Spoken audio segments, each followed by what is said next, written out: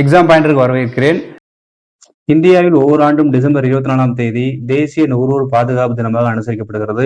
ஏன் இந்த நாள் அனுசரிக்குன்னு கேட்டோம்னா, 1986ஆம் ஆண்டு டிசம்பர் 24ஆம் தேதி அன்று நுகர்வோர் பாதுகாப்பு சட்டம் இயற்றப்பட்டது. நுகர்வோர் பாதுகாப்பின் மகா சாசனம் என்று அழைக்கப்படக்கூடிய சட்டம் இது.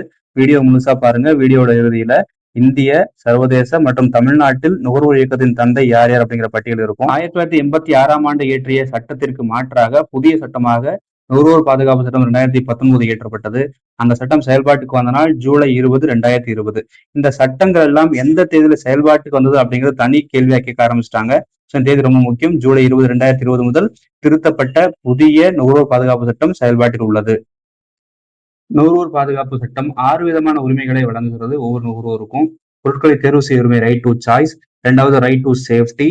3வது ரைட் டு இன்ஃபர்மேஷன், பொருட்கள் தொடர்பான அனைத்து தகவலும் தெரிஞ்சுக்கணும். 4வது ரைட் டு பி ஹியர்ட், அந்த குறைகளை கேட்கப்படக்கூடிய ஒரு ஆணையம் இருக்கணும். 5வது ரைட் டு சீக் ரிட்ரஸல், ஏதேனும் சிக்கல் வந்தால் அந்த பிரச்சனைகளை தீர்வு செய்யறது ஒரு அமைப்பு இருக்கணும். 6வது ரைட் டு கன்சியூமர் எஜுகேஷன், நுகர்வோர் எழுத்தறிவு, நுகர்வோர் கல்வி தொடர்பான உரிமை இருக்கணும். நுகர்வோர் பாதுகாப்பு சட்டத்தின்படி 2 ஆண்டுகள் வரையிலான அந்த குறைகளை நம்ம ஆணையத்திடம் முறையிடலாம். அப்படி பதிவு செய்யக்கூடிய குறைகள் 90 நாட்களுக்குள் விளக்கம் அளிக்க வேண்டும், தீர்க்கப்பட வேண்டும் என்பது 2019ஆம் ஆண்டு சட்டத்தின் சிறப்பு. நுகர்வோர் பாதுகாப்பு ஆணையம் 3 மட்டங்களில் செயல்படுகிறது அப்படிங்கிறது ஆல்ரெடி டிஎன்பிஎஸ்சில கேட்டிருந்த கேள்வி. அப்போ மாவட்ட அளவில் 1 கோடி ரூபாய் வரையிலான இழப்பீடு கோரும் புகார்களை பதிவு செய்யணும்.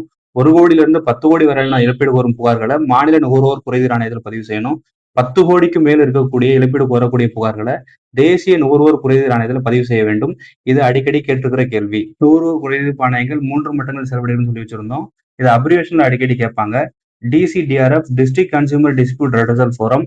அப்ப எஸ்னா ஸ்டேட், என்னன்னா நேஷனல் போட்டு வச்சுக்கலாம். Consumer dispute redressal forum, redressal commission அப்படிங்கிறத மட்டும் பார்த்து வச்சுக்கணும்.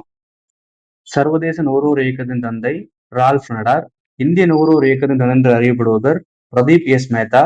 1986ஆம் ஆண்டு நுகர்வோர் பாதுகாப்பு சட்டம் இயற்றப்படுவதற்கு முக்கிய ஆளுமையாக திகழ்ந்தார்.